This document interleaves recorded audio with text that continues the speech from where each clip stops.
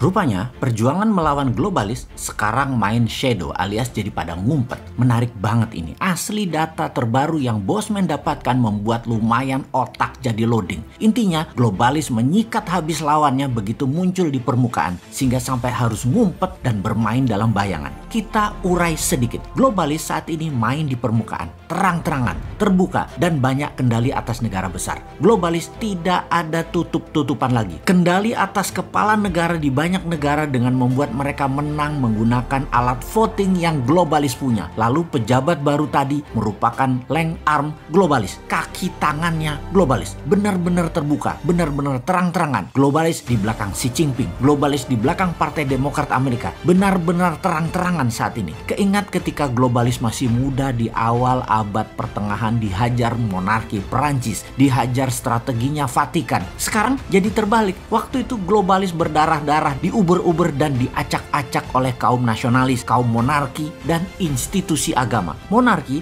negara atau state, serta organisasi agama sekarang dimainkan dan dikendalikan globalis. Sampai kaum patriotis nasionalis harus ngumpet di gua-gua dan digorong-gorong.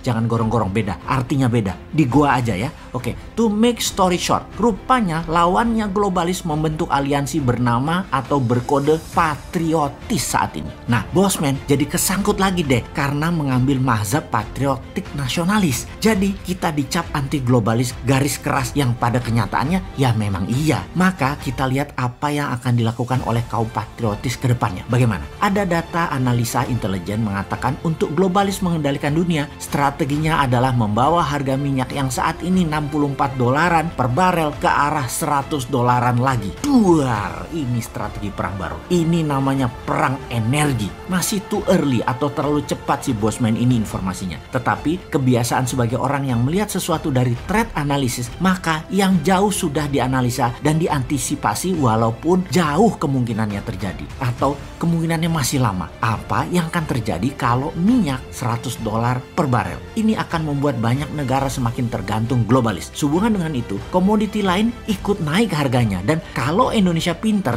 di sini Indonesia lah harusnya yang paling diuntungkan. Ini yang sering kaum new mind gregetan atas apa yang negara Indonesia harusnya bisa cantik bermain di geopolitik dunia. Nah, koda kapal harus pandai memainkan layar dan kendali. Harus pandai memainkan rem tangan dan pedal gas. Harus pandai kapan tali layangan diulur atau ditarik. Jadi apa yang kita Indonesia harus lakukan sekarang? Baik, kita ulangi berkali-kali apa yang harus dilakukan jika bernegaranya faham. Negara besar yang punya 1,5 miliar penduduk yang sangat memerlukan kekayaan alam negara penghasil mineral dan kekayaan alam terbarukan harus mengerti bagaimana cara mereka mengelola. Untuk memenuhi kebutuhan tersebut, negara tersebut mereka rela terlihat menuruti kemauan permintaan apa-apa saja negara penghasil sumber daya alam yang ditarget selama dapat sumber daya alam tersebut walaupun menyedot aset nasional negara penghasil tersebut dan harus disedot. Kebetulan permintaan pejabat bernegaranya memang sederhana, hanya teknologi, hanya modal, tenaga kerja, dan membangun etalase untuk terlihat membangun seperti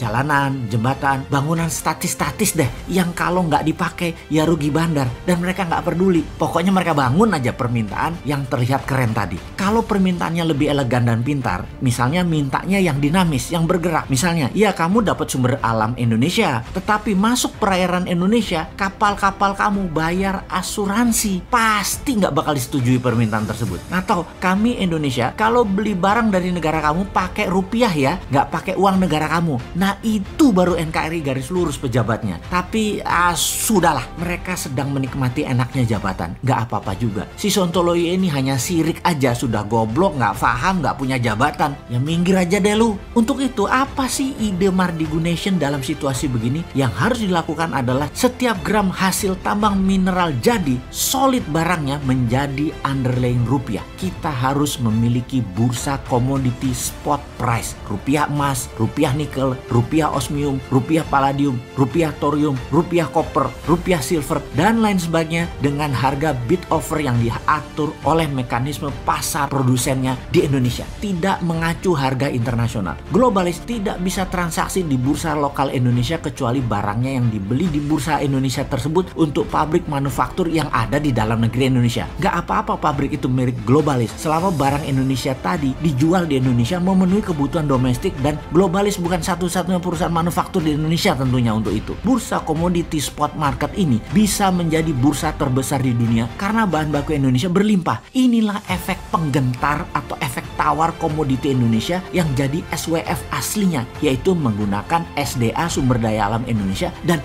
uang Indonesia. Semoga paham bahwa globalis akan membuat BBM ke $100 per barel guna menekan negara nasionalis dan kendali dunia kembali ke tangan mereka. Juga semoga ada solusinya buat Indonesia ya wahai pejabat. Kalau ternyata benar-benar $100 tercapai, jangan gelegepan lo nanti.